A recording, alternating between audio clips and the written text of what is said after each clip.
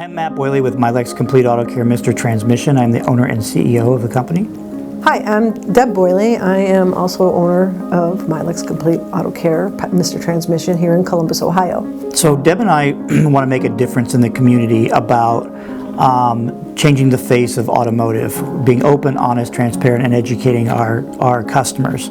So right out of the gate, we put an ethics committee together. While it was just Deb and I at first, but now we include our employees. That's part of our vision. That's part of our daily DNA, if you will. And what that looks like is whether it's a customer-facing issue or an internal-facing issue, they are part of the solution. So we will come together, we talk about these things, but then if it's a special case, we'll pull everybody together and we'll talk about what do we need to do to get better and do it better, but also what is the right thing to do in this scenario.